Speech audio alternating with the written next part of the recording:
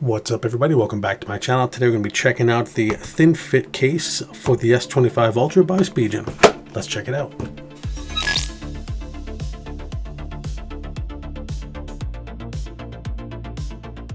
So I recently got the S25 Ultra, and now it's time to try out some cases for it. So the packaging is pretty straightforward. This definitely has a little bit more heft than some of the other Spigen cases I felt, but we shall see when we get into it. Pops right open, made with 90% recycled paper, pretty cool. Nothing else in there. Same minimalistic packaging as the other Spigen cases I've unboxed recently.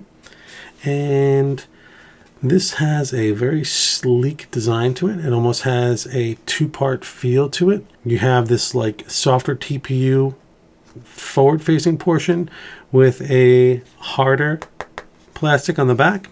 Definitely a middle of the road from a drop perspective kind of feel, meaning that it's not going to be super chunky and be able to withstand being thrown at a wall, but not so thin that it's not going to really offer any protection. It definitely has the feel of a compromise type phone, a little bit of form with a bunch of function to protect your investment. The case itself is 43 grams. The phone is 229-ish. So you're looking at about 270 all said and done. The case goes on probably really easily. Let's check it out. Yep, just like you'd expect. Snaps right on.